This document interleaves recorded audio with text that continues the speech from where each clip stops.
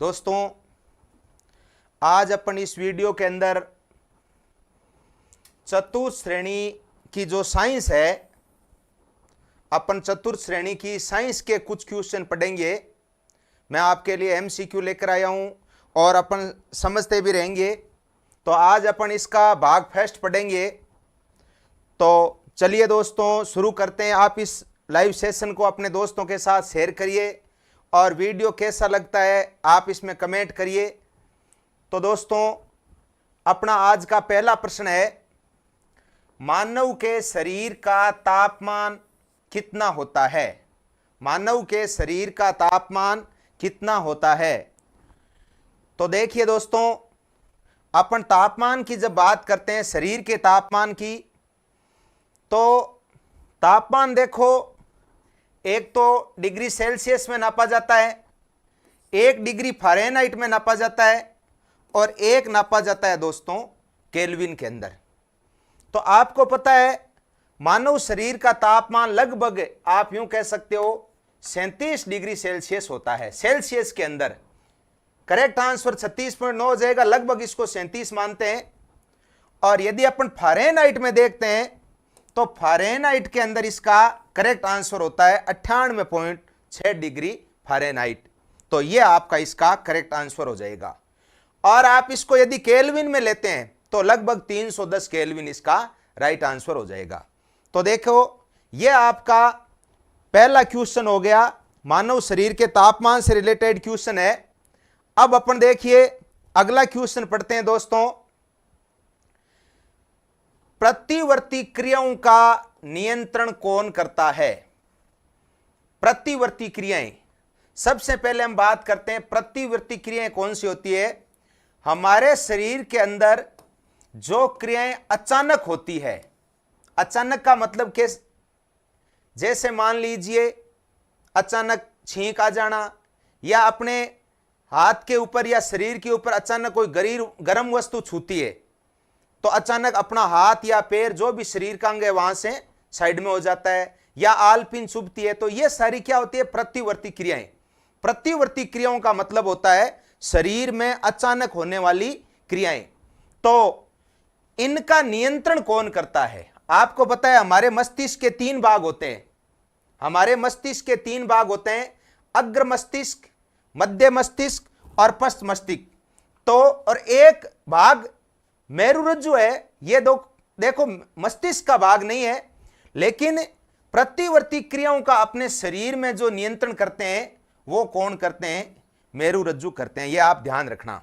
यहां देखो एक शब्द है तंत्रिका। मैं आपको यहां से बता देता हूं, हमारे शरीर की जो सबसे लंबी कोशिका होती है वो होती है तंत्रिका कोशिका। यह भी एक बहुत अच्छा प्रश्न है। शरीर की सबसे लंबी कोशिका कौन सी होती है? तंत्रिका कोशिका। चलिए अपन अगले क्वेश्चन की ओर बढ़ते हैं।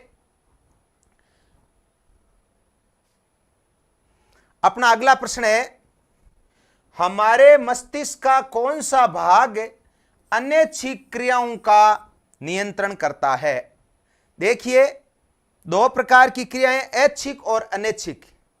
ऐच्छिक तो वो होती है जो अपनी इच्छा पर निर्भर करती है या इच्छा के अनुसार होती है। अनैच्छिक क्रियाएं वो होती है जिन पर अपने शरीर की या अपनी इच्छा का कोई नियंत्रण नहीं होता। तो अनैच्छिक क्रियाओं का नियंत्रण हमारे शरीर का कौन सा भाग करता है? मेडुला ऑब्लुगेटा। तो यह आप ध्यान रखना। देखो मस्तिष्क के 3 भाग है। प्रमस्तिष्क होता है ना, यह दोस्तों अग्र मस्तिष्क का ही भाग है। अग्र मस्तिष्क का ही भाग है क्या? प्रमस्तिष्क। तो यहां अनैच्छिक क्रियाओं का नियंत्रण कौन करता है? मेडुला ऑब्लुगेटा। चलिए अपन आगे बढ़ते हैं। देखें अपना अगला क्वेश्चन है,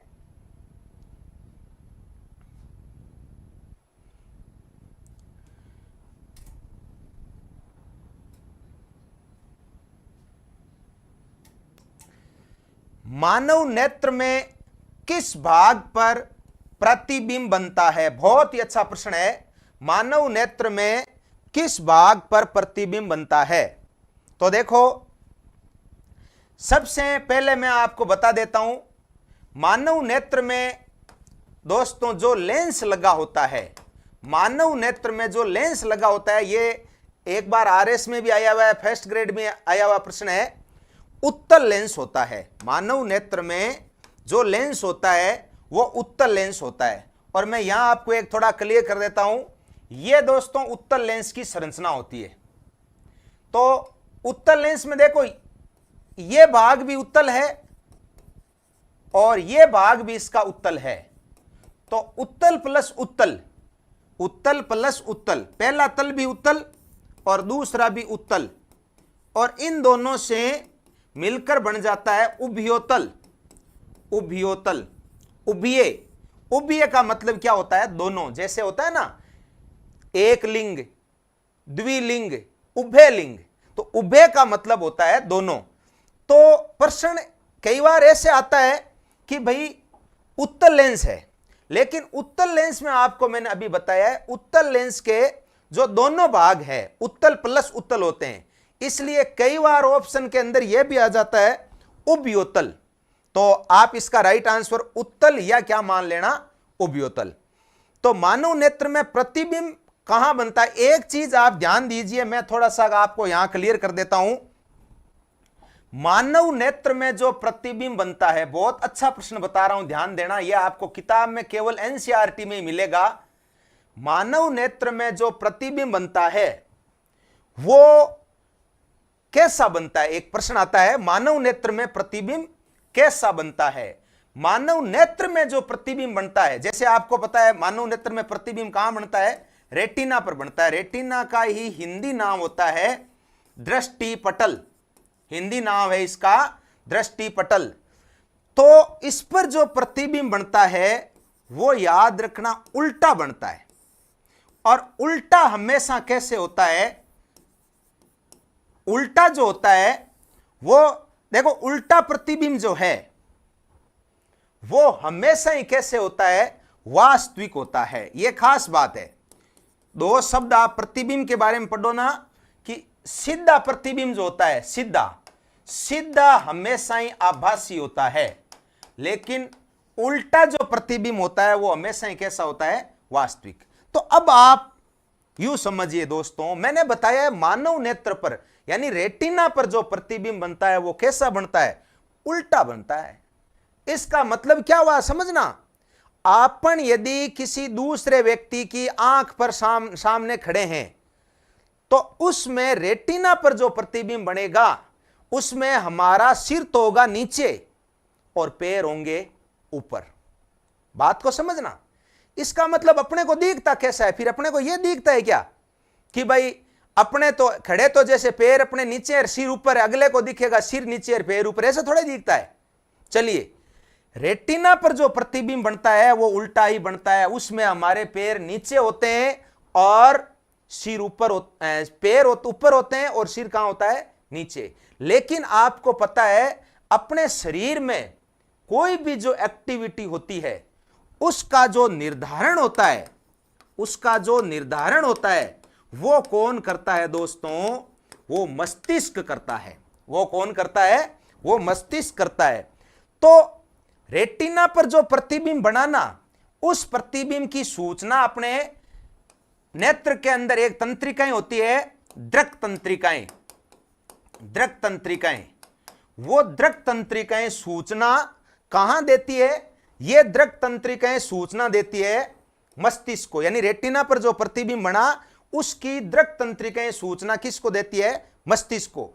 और मस्तिष्क उस सूचना का क्या करता है? संसाधन करता है। आप यूं मान के समझिए, उनको सही करता है। मेन चीज ये, मस्तिष्क उन सूचनाओं को क्या करता है? सही करता है। अब सही क्या करेगा? सही को देखो, यह मतलब एकमात्र ऐसा अपवाद है, मैंने आपको बताया था सीधा हमेशा कैसा होता है? आभासी, या आभासी हमेशा सीधा और वास्तविक हमेशा उल्टा। लेकिन मानव नेत्र में जो प्रतिबिंब बन रहा है, मस्तिष्क उसका संसाधन करेगा तो प्रतिबिंब होगा वास्तविक।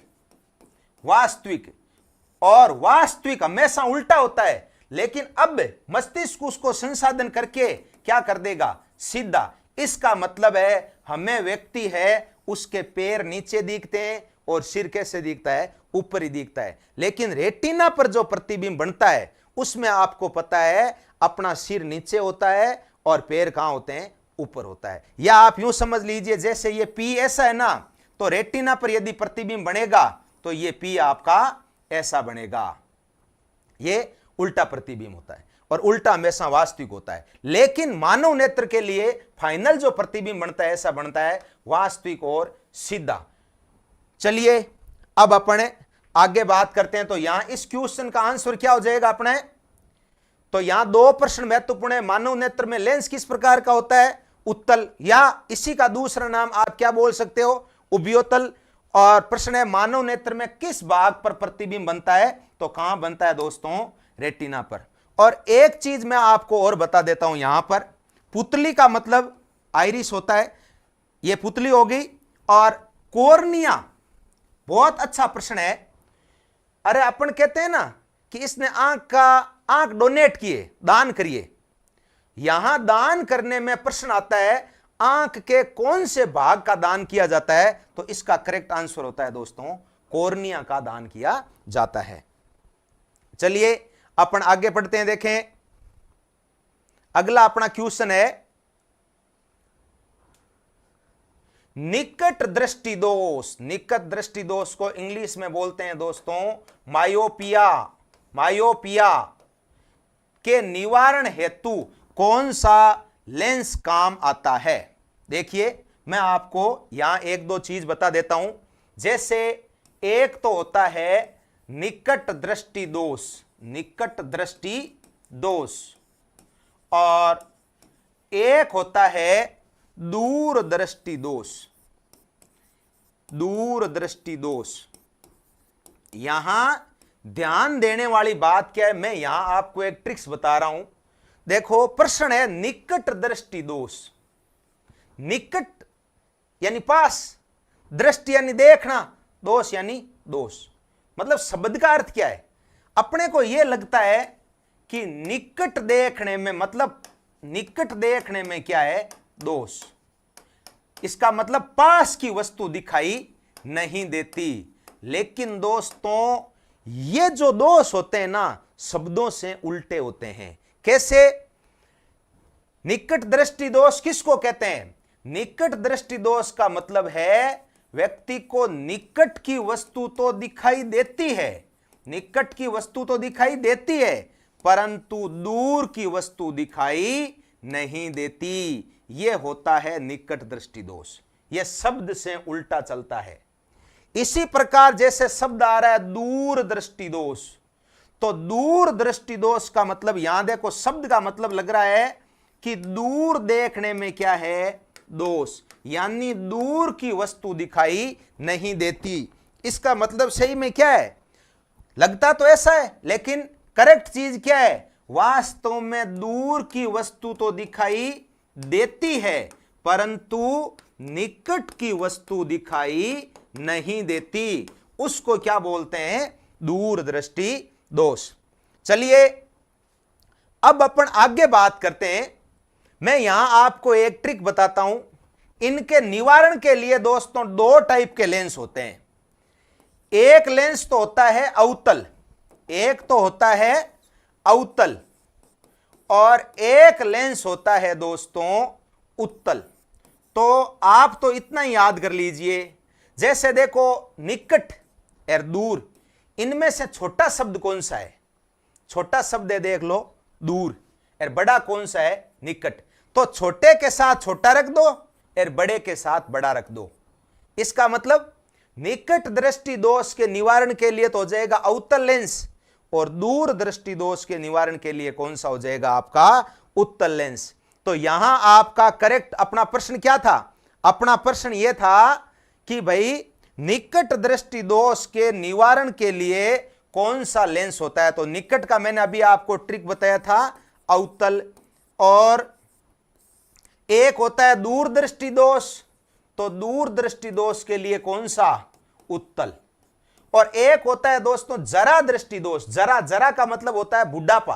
बुढ़ापे में क्या होता है, बुढ़ापे में न तो पास की वस्तु दिखाई देती न दूर की वस्तु दिखाई देती। तो उसके निवारण के लिए साथियों द्विफोक्सी लेंस का उपयोग किया जाता है। द्विफोक्सी लेंस का उपयोग किया जाता है। द्विफोक्सी का मतलब उसमें दोनों ही होते हैं, उत्तल और अवतल।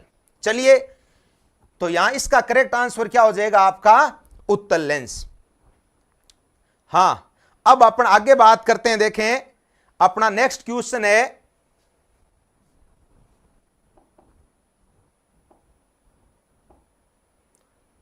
मानव शरीर की सबसे बड़ी ग्रंथि कौन सी है? बहुत अच्छा प्रश्न है। मानव शरीर की सबसे बड़ी ग्रंथि कौन सी है? तो दोस्तों, मानव शरीर की सबसे बड़ी ग्रंथि कौन सी होती है? यकृत। यकृत का मतलब हो गया आपका लीवर। और लीवर जो है ना, याद रखना, ये जो लीवर है हमारे शरीर की एक उपापचयी ग्रंथि होती है, यानी उपापचयी क्रिया के अंदर ये भाग लेती है। और आप कमेंट बॉक्स में ये बताइए, आप कमेंट में ये बताइए, मानव शरीर की सबसे छोटी ग्रंथि कौन सी है? इसका आप आंसर दीजिए, देखिए कमेंट बॉक्स के अंदर। चलिए, अब अपन अगला क्वेश्चन पढ़ते हैं।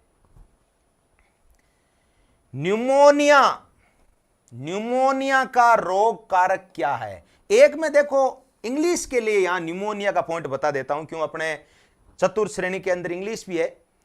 न्यूमोनिया का पहला अक्षर अपने को लगता है एन, नहीं, आप देखना इसका पहला अक्षर पी होता है, ध्यान रखना। न्यूमोनिया का पहला अक्षर क्या होता है? पी होता है। तो न्यूमोनिया का रोग कारक, न्यूमोनिया है, टाइफाइड है, यह दोस्तों जीवाणु के कारण होता है। और HIV जो होता है वो किसके कारण होता है? वायरस के कारण होता है। चलिए, अगला प्रश्न है अपना, आनुवंशिकी के जनक किसे कहा जाता है? आनुवंशिकी, तो आनुवंशिकी सबसे पहले मैं आपको बता देता हूं आनुवंशिकी क्या होती है। आनुवंशिकी क्या होती है? आनुवंशिकी, और आनुवंशिकी को इंग्लिश में बोला जाता है दोस्तों जेनेटिक्स। तो दो शब्द होते हैं, एक तो होता है आनुवंशिकता, एक तो होता है आनुवंशिकता। ये शब्द आपको थोड़े ध्यान देने पड़ेंगे, क्योंकि अपने सिलेबस में ऐसा लिखा हुआ है आनुवंशिकी की शब्दावली। तो यहां आनुवंशिकता तो किसको कहते हैं? आनुवंशिकता का मतलब होता है जो गुण माता पिता से जो गुण संतान में जाते हैं, उन गुणों को तो आप कह सकते हो आनुवंशिक गुण। आनुवंशिक गुण और जाने की जो क्रिया होती है उसको अपन क्या बोलते हैं? आनुवंशिकता। और विज्ञान की, अच्छा, माता पिता से संतान में गुणों का जाना, उसको विज्ञान की भाषा में बोला जाता है वंशागति। वंशागति।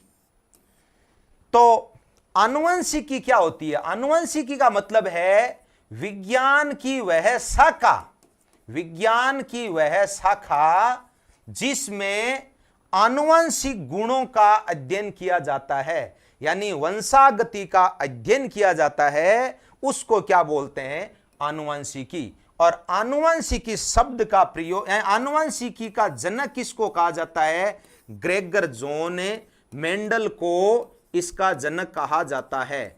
और मैं आपको एक चीज और बता देता हूं, ग्रेगर जॉन मेंडल ने मटर के पौधे पर, मटर के पौधे का वैज्ञानिक नाम होता है पाइसम सेटाइवम। पाइसम सेटाइवम, यह इसका वैज्ञानिक नाम है। और इसने सात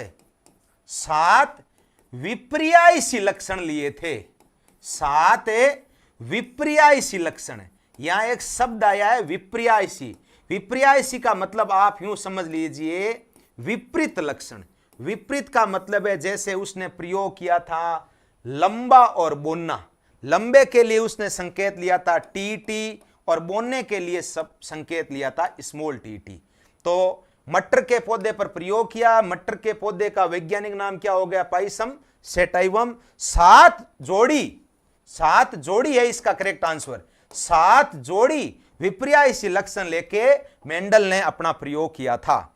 तो प्रश्न है आनुवंशिकी के जनक किसे कहा जाता है? तो ग्रेगर जॉन मेंडल। और आप कमेंट बॉक्स में एक आंसर बताइए, जीन शब्द का प्रयोग किसने किया था? जीन शब्द का प्रयोग सर्वप्रथम किसने किया था? चलिए अपन अगला क्वेश्चन पढ़ते हैं। देखें, मानव शरीर में गुणसूत्रों की संख्या होती है। चलिए मैं आपको यहां कुछ चीजें बता देता हूं। गुणसूत्र जो होते हैं ना, गुणसूत्र की खास बात होती है, एक तो ये जोड़े में पाए जाते हैं। गुणसूत्र हमेशा जोड़े में पाए जाते हैं।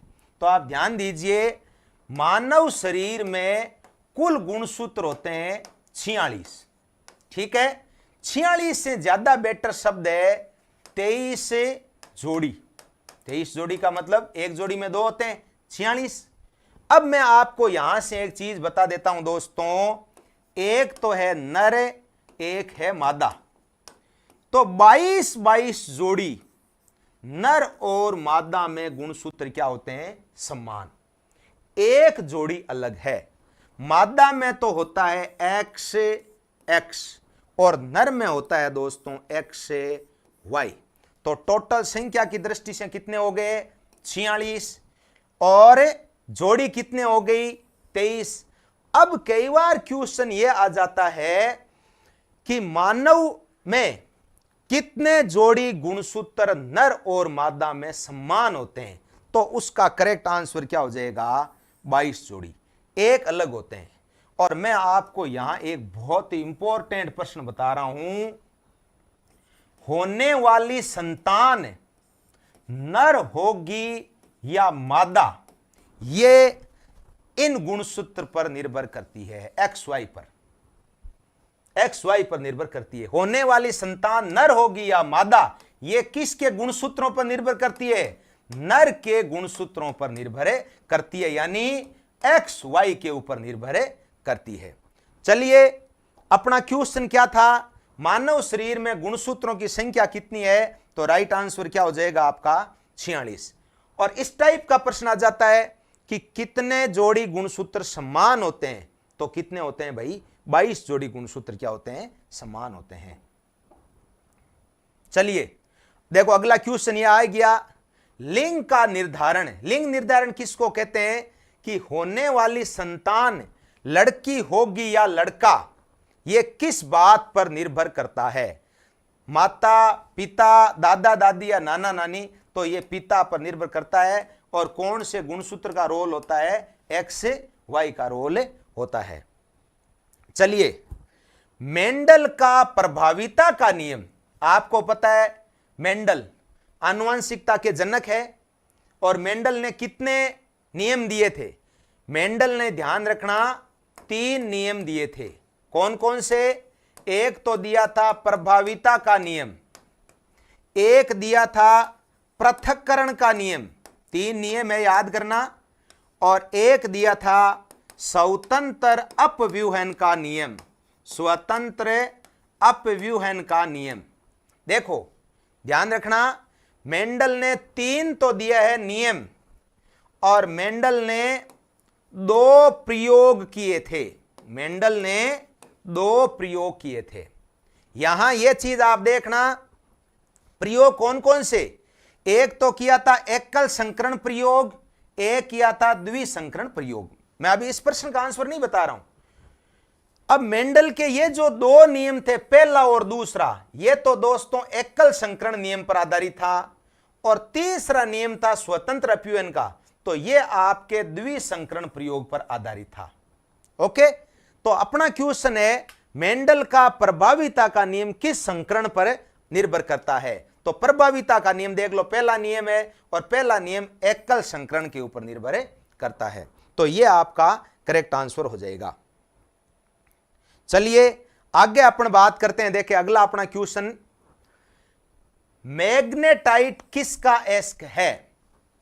देखो 2 एस्क बड़े महत्वपूर्ण है, एक तो मैग्नेटाइट और एक दोस्तों बॉक्साइट।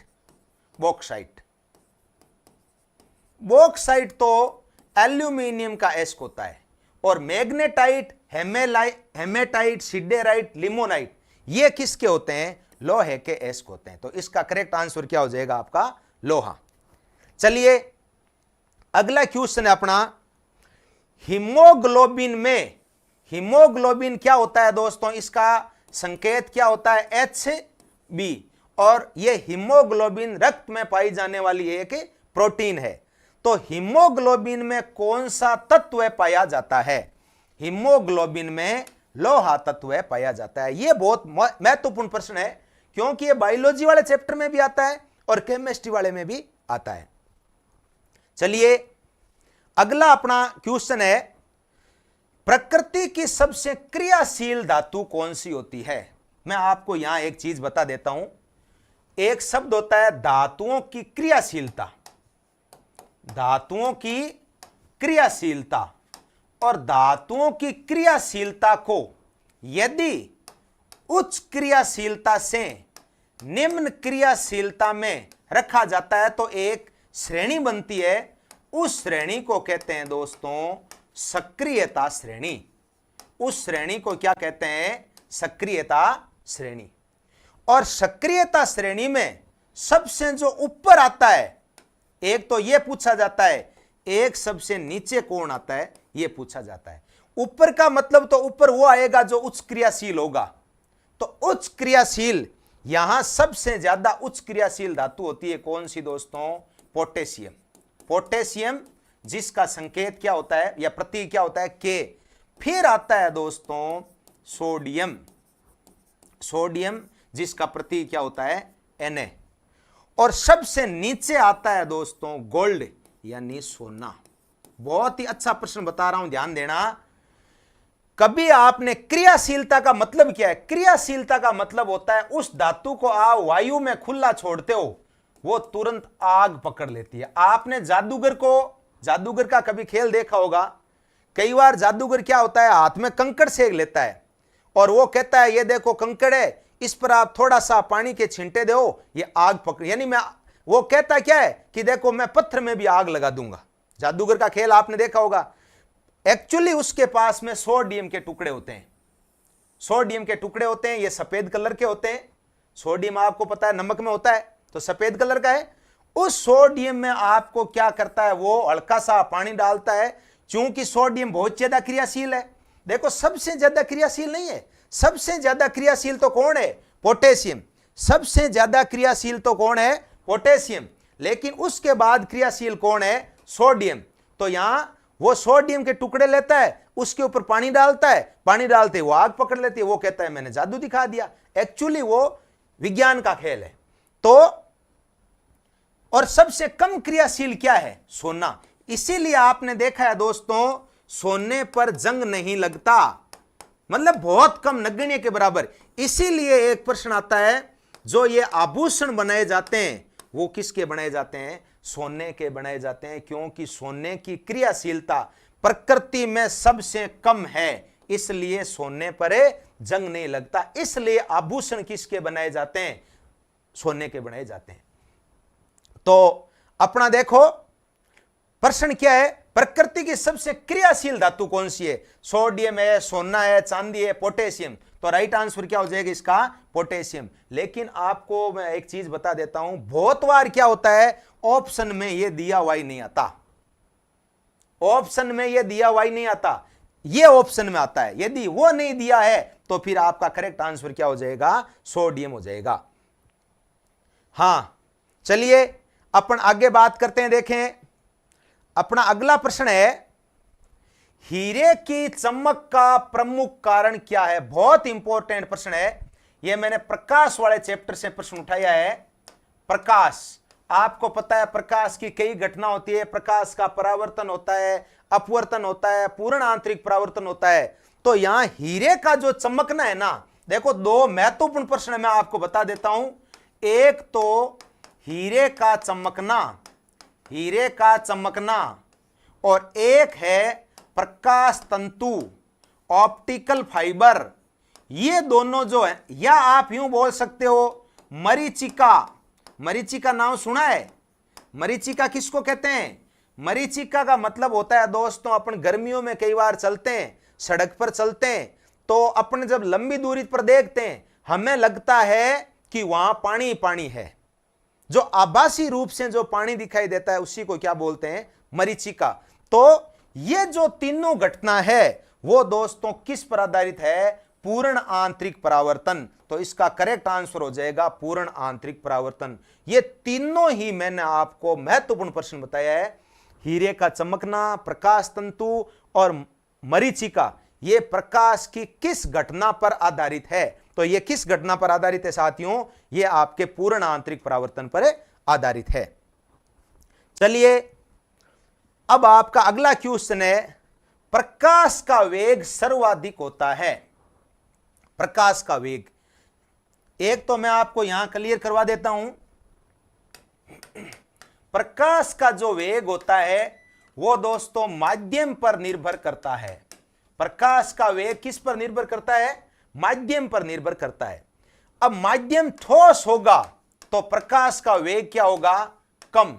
और माध्यम जितना द्रव्य होगा, गैस होगा, या मैं कह सकता हूं निर्वात होगा, तो उतना ही प्रकाश का वेग क्या होगा? अधिक। माध्यम पर, और माध्यम में भी एक शब्द है, माध्यम के अपवर्तनांक पर निर्भर करता है। जैसे दोस्तों अभी आपने चर्चा करी थी हीरा, हीरे का प्रकृति में अपवर्तनांक सबसे ज्यादा होता है 2.42, इसलिए हीरे में प्रकाश का वेग सबसे क्या होता है? कम। और निर्वात का अपवर्तनांक जो होता है वो होता है 1, प्रकृति में सबसे कम है, इसलिए निर्वात में प्रकाश का वेग होता है सबसे ज्यादा। और कितना होता है? 3 × 10⁸ मीटर प्रति सेकंड। तो अपना क्वेश्चन क्या है दोस्तों? क्वेश्चन है प्रकाश का वेग सर्वाधिक होता है, तो सर्वाधिक किस में होता है? निर्वात में होता है। और रीजन क्या है? क्योंकि निर्वात का अपवर्तनांक क्या होता है? सबसे कम होता है। तो दोस्तों आज के अपन इस लाइव सेशन में इतने ही प्रश्नों का अध्ययन करेंगे, और मैं आपको कल शाम को वापिस लाइव के अंदर ये विज्ञान के जो बचे हुए प्रश्न है वो और करवा दूंगा। तब तक के लिए धन्यवाद।